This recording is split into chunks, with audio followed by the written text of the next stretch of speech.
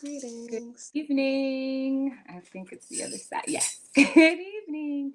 Um, Welcome to our Yom Shishi opening of the Sabbat.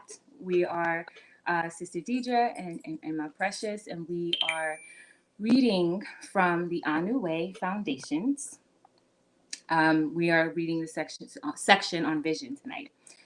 So before we get started, I would like to open the space and make sure that we all know that we are only here because of the Most High Yah. I also like to pay honor and respect to our Chief Jegna, Chief Yuya Assaan-ANU, and also say that we are opening up this Sabbat with in the spirit of Ujima to build and maintain our community together and make our brothers and sisters' problems our problems and to solve them together. So without further ado, I'm going to open it up to my beautiful co-hosts. Right side, this side. Greetings. Thank you for that introduction. Yes, we are in the Anu Way, Volume 1, Foundations, and we're going to pick up where our brothers left off last week, last strong, which is with the vision. And before going into the vision, you'll notice in the description that there is a quote, and that quote is from the preface of this text. And if you take a look at some of the information in the preface, what you'll see is the highlights of how you are to work through and digest the Anu way. So that'll be included each time we go through the reading to just remind you how to use this tool as it is just that. So the vision, our vision, is to build a spiritual foundation of foundational adherents who live daily life according to the principles of Anu and make a healthy impact in the world. Proverbs 29:18, where there is no vision, the people perish, but he that keepeth the law, happy is he. In order to move forward as a community, there must first be a divine revelation that compels a congealing of method and behavior. This revealing of heavenly intention keeps all involved from behaving in a way that is riotous and self-destructive, self-sabotaging. Without reflecting the mind of the Creator, our vision becomes subject to the mentality of fading world spirit and human temperament. We seek to realize the splendid eternal vision. The never-ending vision only comes from the divine eye of the Supreme Intelligence. So I want to pause there for a moment and just highlight the idea of reflecting the mind of the Creator versus the mentality of a fading world vision. So when I read this, in just thinking and studying on it, what came to mind is when you think of camera angles and you imagine the panning out of a scene. So when there's a zoom in, you see all of the crisp lines and you're very clear about what it is the director is trying to communicate in that moment. You almost seem connected with the visual. But as the camera pans out, the vision becomes very foggy, very skewed. You're not even sure what you're supposed to focus on.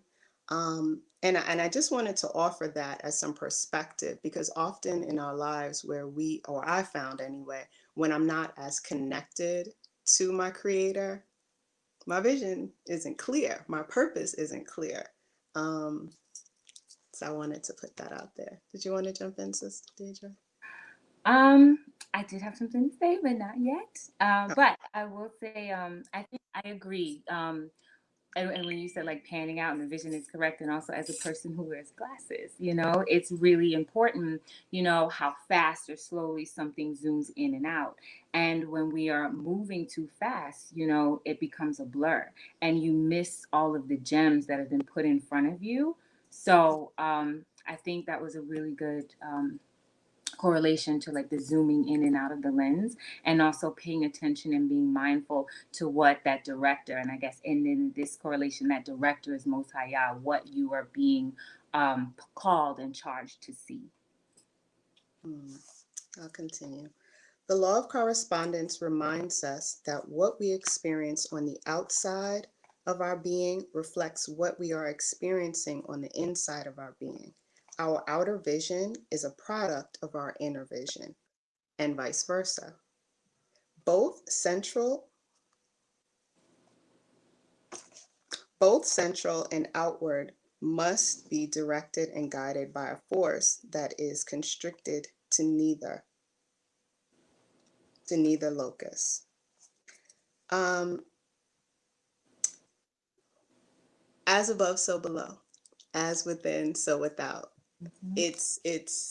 It's really something that we're all very familiar with. It's kind of like you can't experience internal dis-ease and not think that it's manifesting in your everyday reality. So it's as important to acknowledge what you're sourcing from, right? Who is your source? How are you connecting to it? And then what is it imparting in you?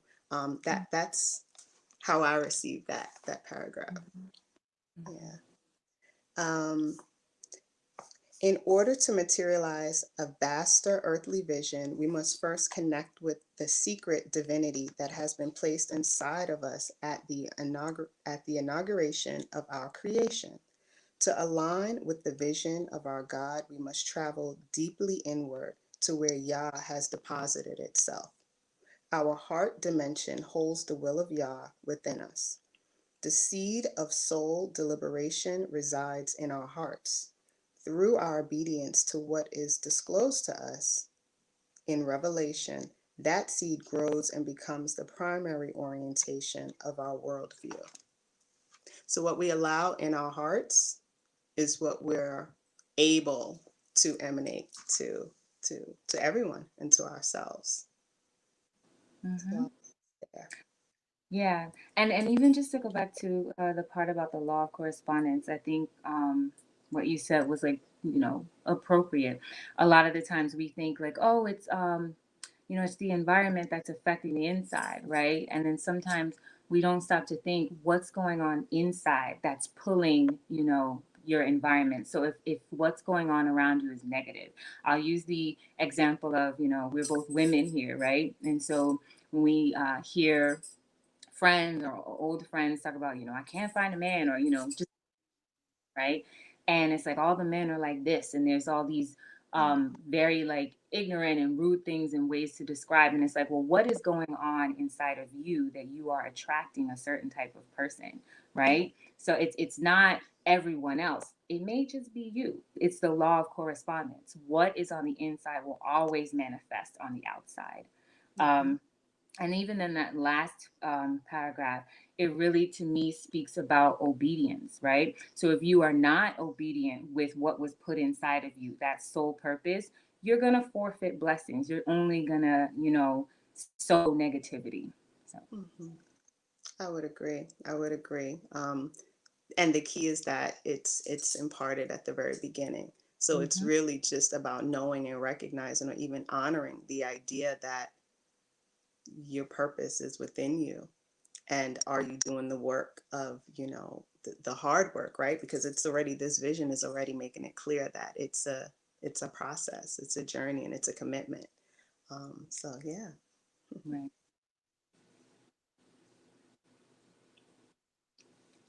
The vision. The vision that the Creator has given us is our paramount objective. All that we do is for the fulfillment of that revelation. Without a vision of revelation, we become only a lawless people.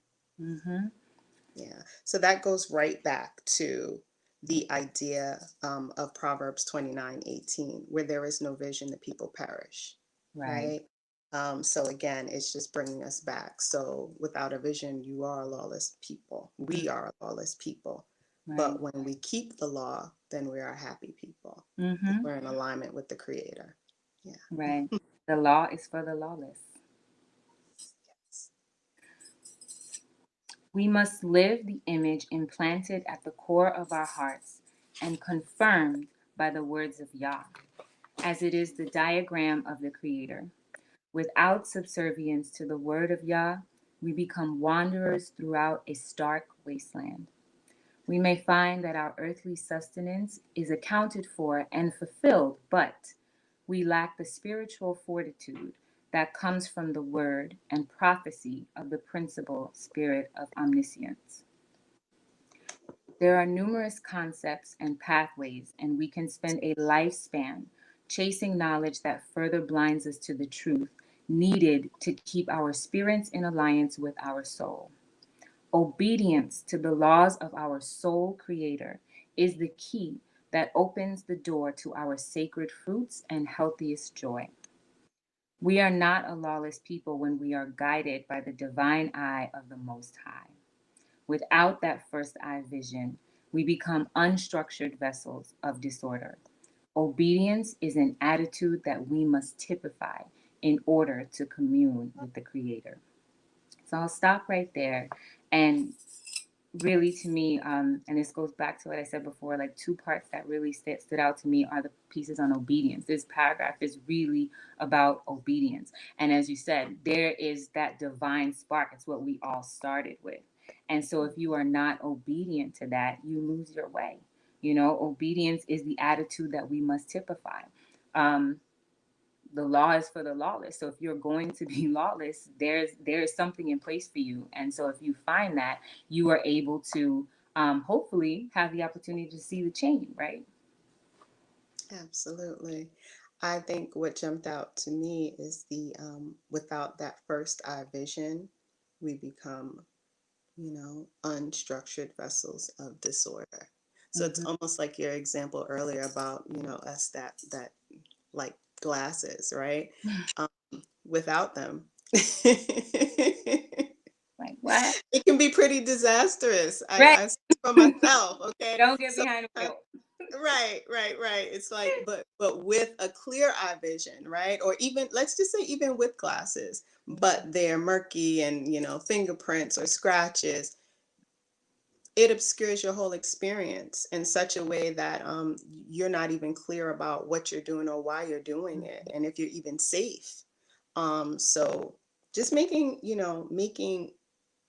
this share the way that we read this really digestible and manageable to kind of internalize is really what this is about. So Mm-hmm. yeah, real life examples.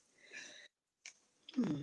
When we are given a glimpse of the great vision of the Most High and we rebuff it, we will be rejected from the kingdom that holds the resurrected edict of the Creator. Our fellowship with one another should further advance us into the jurisdiction of the celestial kingdom. We rejoice in the shared vision that we commit ourselves to wholeheartedly. As ANU, we demand change in one another. We demand the difference that comes from the professing and application of that huge and remarkable vision. It is not just enough to have a vision. The vision of our Creator must be our vision. It starts with connecting to that revelation and living it out with full acceptance without adulteration.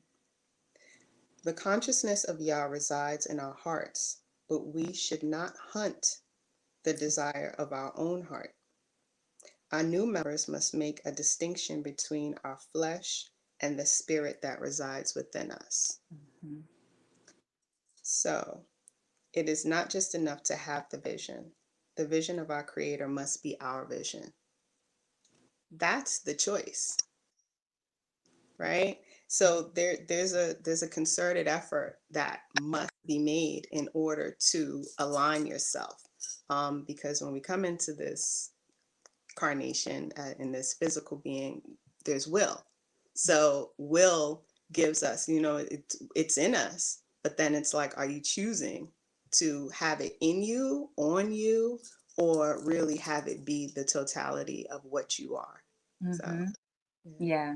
And I think the key to that is like without adulteration. And what does that mean? It's like without changing it. And that is like even explained in the next sentence. Like don't hunt the desires of your own heart because that is adulteration. You're changing what the original source that was put out inside of you, what we started out with. And like even for me, I had to read this section over and over again because I was like, well, the will of Yah resides in our heart, but we shouldn't hunt the desires of our own hearts. What but heart and heart, you know?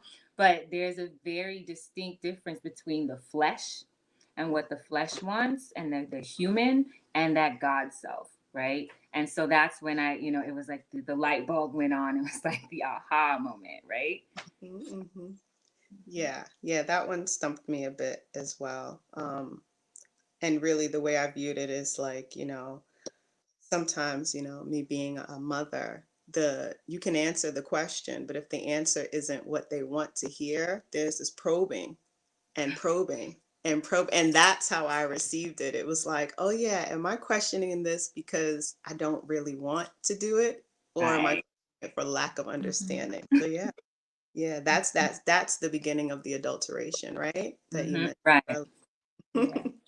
Okay. With the eye of our Creator, we set out to do all that we have been led to, because this vision provides instructions and unseen orchestration.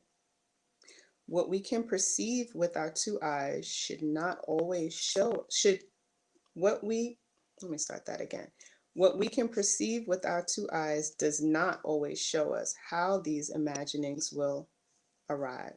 Our vision requires faith in accepting that our ways are being reformed through assimilating the ways of the Elohim.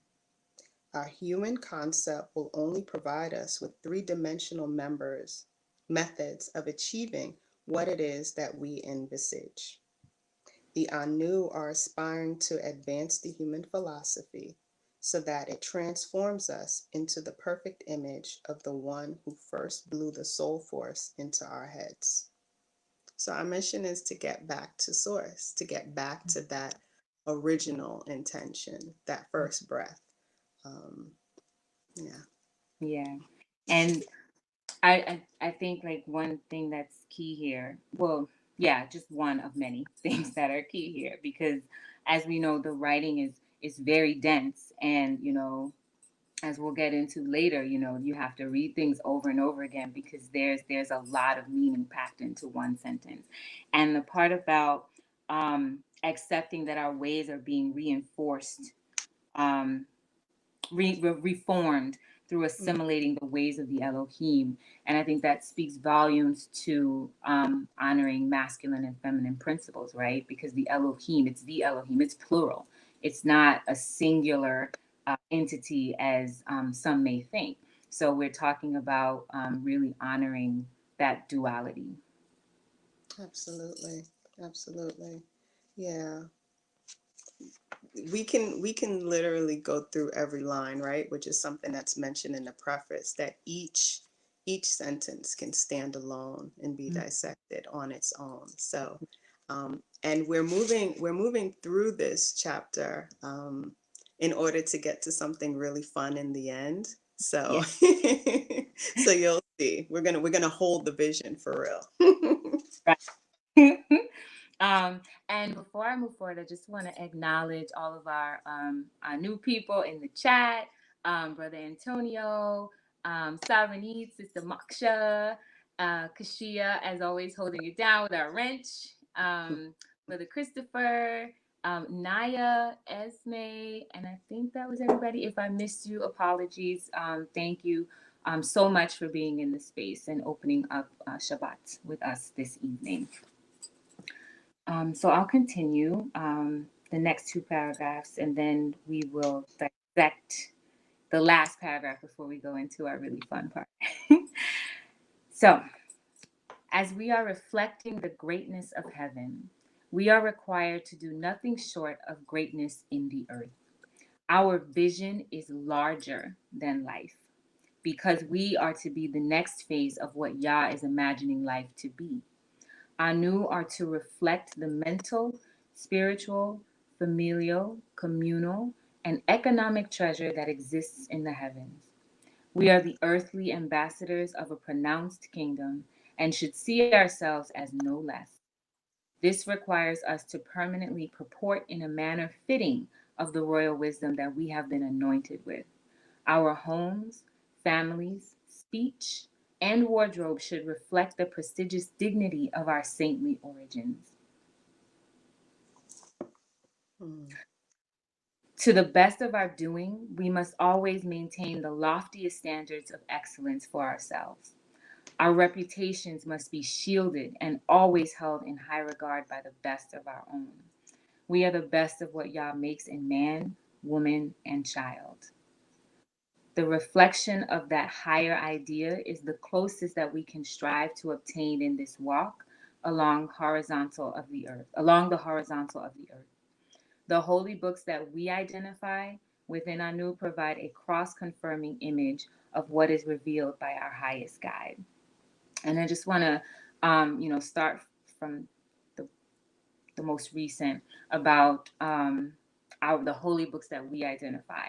And I think the brothers went over this last Yom Shishi at the opening of Sabbath when they discuss the declarations of truth, right? And so that really goes into what helps make the foundation of what I knew is, and that speaks to this reference of the holy book speaks to that, right? The declarations of truth. We take the best of what Yah has put on this earth to offer.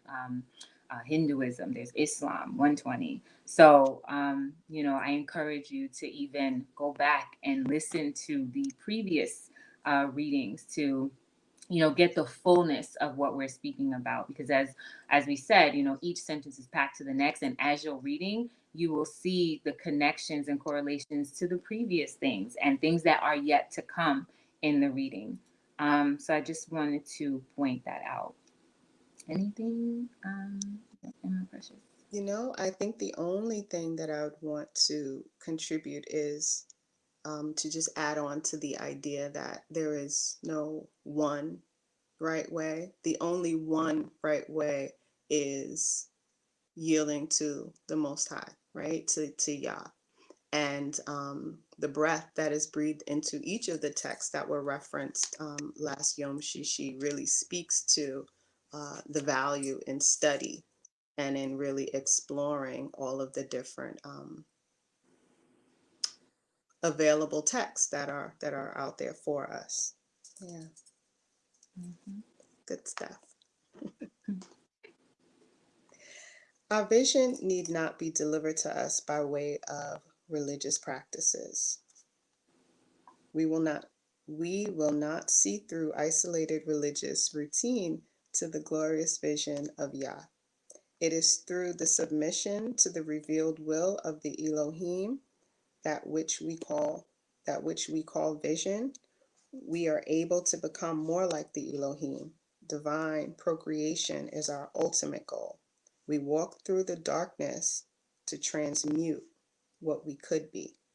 We are redeemed to the light by locking our heart's desire to the single eye of the Almighty. It is our two eyes that will carry us further into the abysmal darkness, but the one eye frees us from the loss of life. Mm-hmm. So, again, this whole vision has been about what you see and how you see it and how you open yourself up to see anything. Mm-hmm. Um, and what we touched on as it pertains to not cleaving to one religions, one doctrination, if you Mm-hmm. will, is was already stated. And so definitely go back and dig in to the information Mm-hmm. in the previous share. Yeah. Yeah. For me, one word comes to mind, and that's faith. It's not belief, right? Because when I think about it, I'm like, well, if you believe, there's room for doubt, but faith is a knowing. So that Absolutely. really speaks faith to me. Absolutely. Okay, so for the last part of the section on vision, there are a series of bullet points, and it really lays out what we envision as our new for our community. So we're going to engage with the chat a little bit and make it interactive as we read through these and share what they meant for us. And so in some cases, we'll ask you to put in the chat what they mean for you. So if you are new, like I encourage you to have your have your book ready, whether it's an ebook or you printed it out. And if you are not, please follow along. We'll read slowly. Absolutely. And just remember that there is about a 20-second delay. And because this is about vision and this whole section has been about seeing, we know we first see in our mind's eye. And so with this, as we're going through the vision, please indulge us and close your eyes and almost see what you say. Say what you see. Let me get that in the right order. Say what you see. So in the chat, as we share what is envisioned for Anu, just put a word in the chat that tells us what that looks like to you. Okay. So we envision positioning ourselves geographically in a way in which we can fellowship with one another without the interruption of any secular system alien to our own. And for me, this looks like my children not being exposed to anything that does not align with our culture. Mhm. We envision great works on the planet. So I like for people to put in the chat what they think great works are, right? When I first read this, I was like, well, if we're envisioning great works on the planet, but we are, not, we want to separate ourselves from a secular system that's alien to us, then how do we show that we do great works? And so then I had to pull back, right? Well, what is my frame of reference for what a great work is, number one? And then what is the frame of reference, like, what is the standard that I'm using that validates it as great? And then I was like, well, I'm thinking with a Western mind, right? I'm thinking with that secular mind. And I had to pull back and say, like, a great work can be giving a homeless person $1, or buying them some food. Nobody has to know, what your great work is. It doesn't have to be wide and displayed on stage for everyone to see that it's a great work. So I'm gonna, well, we can keep moving, but then as I see things in the chat, we can go back because again, yes, there's a delay. Okay. We envision maintaining fine homes on the best parts of the planet Earth. So again, I think that one goes to where do you envision living, right? Geographically, we speak about where we are envisioning ourselves. So then what type of home are you envisioning?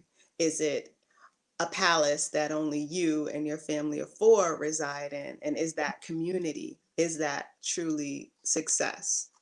Living the Anu vision Mm-hmm. and yielding to Yah? Or is it communal living and experiencing a reality where there is ultimate sharing and equality? Mm-hmm. Yeah. Ujima. Mm. Mm-hmm. Right. I remember when I read that, I was like, well, fine home is lifestyles of the rich and famous, right? Or cribs, But no, it doesn't have to be that. And again, it's that frame of reference, right? It's pulling out that culture that's been so ingrained, right? And that has dug itself in and created like defense mechanism. It's like, no, a great home is a mansion on a hillside overlooking whatever, So Yeah, yeah, and it's like, no, it's not that. A great home can be someplace that is safe. absolutely. Where you're surrounded with l- your A likes. Yes, Right. indeed. We envision ourselves in positions of power and influence while fully rooted in our own cultural base. So, this, like the last few, it really is about that reference, that frame of reference. And it's, positions of power and influence. It's similar. There's room for growth and greatness, but it's also relative, So a question that I have for this is, can you personify your culture? So when we think about what our culture is, when we're envisioning ourselves rooted rooted in our own cultural base and having positions of power influence, what's the first thing that comes to mind? When I thought, I'm like, oh, well, president, right? It's like, the mayor, political positions. But Yes. that's not what that means. It's when you're moving in your own group, in your own community with people who are like you said, your alikes, and your family, your kin, in your kingdom. It doesn't necessarily mean secular politics or something like that. Again, having to be validated and seen on that secular stage. It means, it's for me, it's, how you are elevating your community, right? How you are helping to move it along. And I want to, before we move on, there is some Yeah. chat. Yes. And Brother Chris says, as within, so without, our home should be reflective of the mindset we foster. How can one have a righteous home if they haven't built it in the mind first, right? The Absolutely. king dome, your dome. And Absolutely. yeah, so Yeah. And what I else? think the Manera just included that for the first bullet, what she envisioned was sovereignty. And we're gonna get right into sovereignty. So Mm-hmm. absolutely. Um, And Sister okay. Moksha says, Sovereignty says, nation building comes into focus when read Mm, performing great works on the planet. Right, nation building. Exactly. absolutely. Okay, so keep those visions coming as we keep reading the vision.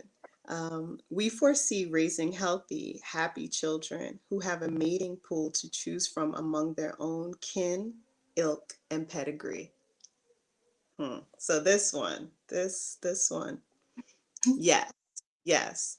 The word pedigree uh, jumped out at me, and when you have children or even envision having children, you always picture them mated, you always picture them happy, you always picture them healthy, having all that their heart desires.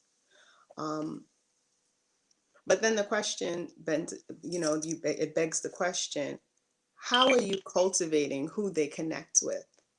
And so the thing about being among their own kin, ilk, and pedigree brought me to the idea of cross-cultural unions, which is referenced in the Solutions for Dysfunctional Families. Right, did I get that title right? Relationships. I always leave a word off. So it's right here just so that I get it right. Okay.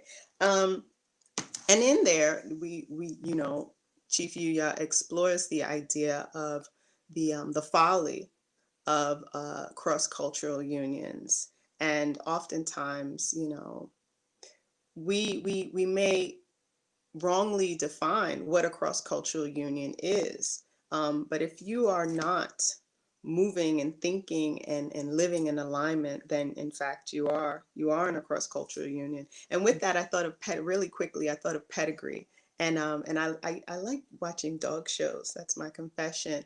And with that, I was sharing with Sister Deirdre. I think she actually said, well, they do have, because I said you can't mix a pit bull with a chihuahua. And she says, well, but you can mix like a poodle with a shih tzu. And I said, yeah, but they're in the same group. So there are working dogs, and then there are there's a toy group. And so that's there. So they may not be the same pedigree. And even then there are problems, there are inherent challenges that are posed. So when we think about um, mating pool and pedigree, I think sometimes you may say, oh, well, that seems, harsh, like we're judging. But you know what? Yes, you have to recognize and acknowledge and respect that some of us, you know, yes, are of a certain pedigree, and therefore our children should mate with their pedigree. So yeah, Mm, that's yeah. what that brought to me. Hmm. Yeah, and we know what happens when there is a cross-cultural union. One culture will always win. Only one can survive. Yes. And I see Sister Manera put in the chat, preserving the bloodline. Yeah. Yes. And I Yeah. think that was in response to our cultural base, what they Mhm. culture is. And Brother Antonio says, for the bullet point about the pedigree, he thought of producing genius children, scientists, moguls, engineers. Absolutely. Absolutely. And Brother Christopher said his vision for mating, for the mating pool. It's the Wu-Tang. I'm not a good rapper. I'm not a good rapper. So I don't know if I should even attempt. Wu-Tang, my seeds, grow with his seeds, marry his seeds, my seeds, grow with his seeds. It's horrible. I'm just messing Did it a great up. job. Horrible. Quite poetic. I don't know. It kind of sounded like Bueller. Maybe a little. Maybe a little. Okay, I'm gonna leave that alone, Brother Chris. Okay. We visualize residing in an environment where we can sustain full cultural sovereignty. And so this goes back to Sister Munira's comment about sovereignty. Um, so the question I have for those of you in the chat is, how do you define cultural sovereignty? What does cultural sovereignty mean to you? And I'll start. When I think of cultural sovereignty and breaking it down into, like, just even focusing on sovereignty, and like it, what comes to mind is like doing for oneself and making your own rules, right? And so I immediately thought of Kuji Jakalia. And I just want to, as we are referencing works, great works, 14 Gs, you can see it's all tabbed up. Also, a work of art by our Chief Jugna, Chief Yuya. And I think of Kuji Jakalia, right? Which is to be self-defining and self-naming, setting our own boundaries. And when we think about how we set our own boundaries, and that means we have the sovereignty, we have the control to either expand them or extend them or stretch them as we see fit, right? And we're doing that is because we know what's there, because we set that foundation, we know the ledge, right, of that foundation. But when you don't set your foundation and you're moving within what someone else's boundaries are, then you really can only live on foreign soil and live in an alien culture, or you have to escape it. So that's what cultural sovereignty means to me. It's knowing the ledge. It's setting the boundaries of our own foundation. Hmm. Yeah. And if I were to put it in a word, it would be liberty. It would be just being able to live in alignment with the Creator's expectations for your life. Simple, super simple. Let's see. I'm not sure if anyone. No, but there's a lot of laughs from Brother Christopher from my rapping. Oh, I do see something. It looks like Brother Antonio put not operate. Oh, it flies off the screen so fast. Not Lord. Not operating under someone else's jurisdictions. There you Yes, exactly, exactly. go. So that could take us back to the fine homes, right, or where we see ourselves geographically. Absolutely. So we see establishing a safe haven for those engaged in the sacred work of the Anu. So this immediately took me to the idea um, referenced and it's cited in the Anu way, but it's taken from the 14 keys, which states that you are confirmed or verified by the community. And so when you think about, okay, so there's this confirmation that yes, you are an exceptional educator and will educate the children. Um, but then what happens? So then we are charged with establishing a safe haven for you to engage in your sacred work.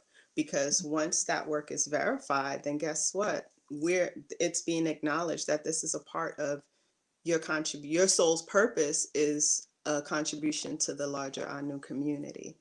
So Mm-hmm. yeah, yeah. I'll just go to the chat really quickly. Peace, Brother Mari Utu, Emmanuel, says cultural sovereignty is a way of life, devoid of dominant alien influences. Mm, Um, mm. we envision empowering people to live in a victorious manner. So immediately, victorious jumped off the page. And it's because, we can even go into like what some cultures and systems identify victory as, right? And it can be showing one's culture, right? And teaching your people and teaching your nation, teaching your culture to your nation. So, and what can be more victorious than that? It's that modelship and bringing those who are like you, your kinfolk, along with you. Absolutely. Hmm. So with that one, just think about what victory looks like to you. How do you live in a victorious manner? Um, and share that with us in the chat. We foresee retrieving the lost ones who have been misdirected from their connection to the kingdom of the Most High Yah. So, the only way that we can do this is by first retrieving ourselves. So through the diligent application, right? I know that I know I read the part that states that we demand, as I knew, we demand change in one another. We demand the difference that comes from the professing and application of that huge and remarkable vision. That demand is so that we are confirmed as being in alignment in all ways, so that we can help someone else, even find or recognize that there is a chain. Mm-hmm. Mm-hmm. It's like being a savior of yourself, right? How are you gonna save anyone else if you can't save yourself? Absolutely. Mm-hmm. We envision cultivating a loving environment that is supporting and nurturing in every way. So, I want to know from the chat, like, what are some examples of nurturing? And I'm asking that from a space of Anu is a patriarchal movement. And so a lot of the times we think, oh, well, women are more nurturing than men, and so and so forth. When men are just as nurturing and actually even more so. So a lot of the times we think, of our moms and the auntie we love, right? So I want to hear from those of you in the chat. What are some examples of nurturing that you have witnessed or received from your fathers, from your uncles, from your brothers, from your cousins, nephews. What's another one? Grandfathers. I think that's Mates. Yeah. Yeah. mates, right? Yes. Important. Your mate. So, what are some examples of nurturing that you have received, or examples of nurturing that you think of when you think of nurture from men? Absolutely. And while we're waiting, I'll say Sovereign Eats says cultural sovereignty is indicative of establishing and upholding our own standards of power and authority, independent of the secular world's influence. Absolutely. Yes. Peace, Brother Legant. Alex Legant says victory is win-win. And Sister Munira says, making sure food, clothing, and shelter is secured, the necessities. Mm-hmm. Okay. I think Okay. more. Yes, We envision. victory. Oh, I'm sorry. No, no, Uh, go. Brother Antonio says, victory to him reflects an unapologetic living of truth and the ability to become a self sustaining and formidable collective. Okay, good. Thanks. So we envision always offering relevant worship and educational experiences to keep people in step with the dynamic movement of Yah. This coming on each strong and sharing this work and the hundreds and hundreds of videos are examples of this vision manifested. Um, yeah, and there's something about the dynamic movement of Yah that brings me back mentally just acknowledging the many different ideas that we study, the many different, sacred texts that we explore, because Yah is very dynamic, and nuanced. So, yeah. Mhm. We envision continuously providing services that meet needs and systematically foster growth in all members. So this one would struck a personal chord with me because Anu is also or has also has a collective of ministries. Anu itself is a ministry, and so when I think of providing services and meeting needs that systematically foster growth, for me that has been Red Wrap. And for those of you who don't know, Red Wrap is a ministry that provides menstrual hygiene product to displaced women and girls. So before that, I had never, I had done like, food drives at the food pantry where it's just you and a bunch of maybe coworkers and you're just like sorting cans. But before that, I had never done anything where I had, one-on-one and intimate contact with people who were less fortunate than me in that way.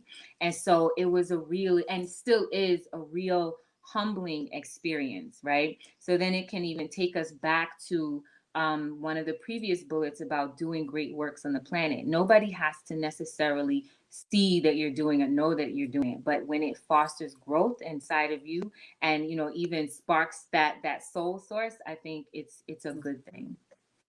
Absolutely. Absolutely. Okay. So we envision being a benefit to whatever community we find ourselves neighboring. And this made me think of the lighthouse, that beacon. It's kind of like you're the just really providing a service and being that, going into communities and offering things like Red Wrap, or going into a community and being that light, right? Reflecting the light of the sun, which is what we as women are charged with doing. Mhm. And just being so recognizable that the only thing we can do is make the surrounding community better Mhm. than how we find it. Yeah. Right. Yeah. That I'm so it's so powerful that you said that. It's like that's what, a goal should be like, leave something better than when you found it. It shouldn't be how can I go in here and shine and be the star and be the Right. center of attention. Leave something better than when you found it so that when you are gone, the people that you are still there have had a positive impact and have been affected positively because that goes a long way later. Hmm. Hmm. Absolutely. So the section on vision closes out with this final sentence. Our aim is to progress the building of the kingdom of Yah and servicing the community of Anu. So I think all of those bullets that we just read, and thank you for participating in the chat with the interactive part. All of those bullets that we just read, and Ema Precious and I counted them before we came on, and we're like, oh, there's 13. And so when we look at 13, we're like, okay, well, let's boil that down to four, right? And so in some cultures, four is culture. In some systems, four means culture. And so really looking at all of what we envision as our newest, we're talking about and outlining our culture. These bullets is our blueprint almost for our culture, or a blueprint within the blueprint that is our culture, right? The Anu way. So um I just wanted to say that, there are, as we go through this tome and these reading, there are gems everywhere. And so with that, I think this is a good place to read the preface of the Anu Way, because it really speaks to how we kind of go through the reading and why we're saying that, why, and then why we read it the way that we do, because it is very packed, and it's not something that should just be like one and done. I read the book. So I'll start with the preface. And this is just an excerpt of really profound pieces of the preface that should stick with everyone. And for everyone, it will be in the description of this video. Mhm. This book is not to be read only once. Read the words of this book of knowledge and wisdom out loud. Discuss the convictions of the work with your ANU brothers and sisters. Share this information with your people. This publication should be read daily. Every How line often? is How often? Say it daily. again. For the people in Da- the back, Daily. daily. Every line in this book can be taken out of context and studied on the strength of its own potential. I'll read that again. Every line in this book can be taken out of context and studied on the strength of its own potential. The truth is to be deliberated. And that is the preface written by the author of this book, Chief Yuya Assaan-ANU, the Chief Jagna of the ANU, Life Global Ministries and ANU Nation. So, Ema Precious, do you have anything else you want to add? I I think we were really ambitious with the exercise and the engagement component of the bulleted vision. I want to thank you. We want to thank you for indulging us and going a wee bit over, almost a half an hour over. So Mm-hmm. we'll strive to be, we'll strive to stick with the 30-minute, time slot going forward. And thank you. Yes. Yes. Um, thank you everyone for joining us at this. Really, this is the opening to our Sabbat. The sun has been down for some time, but this is how we're opening our Sabbat. For our new members, we will see you bright and not early, but afternoonish. Early for those of you on the West Coast, we'll see you bright and early for our call tomorrow. For those of you who are not our new members, this is just a reminder that applications will open in March. You can go visit www.anulifeglobal.org and applications. You can apply for the women's ministry Anu Room or the men's ministry Anu Men or Anu Man on the website. Also, that is where you can find the links to purchase the books. There's the Anu Way, which is actually free. There's solutions for dysfunctional families and cross-cultural relationships. And I think I also messed the title. And then there's also 14 keys. And there are others, the compass and mind, heart, words. There's Noir Mail. There are several very good and very informative and gems and pieces that everyone should read. Yeah. So thank you, everyone, for, again, as Sister Precious said, engaging and indulging us in the chat. And we will see you in the forward. Shabbat Shalom. Peace. Peace.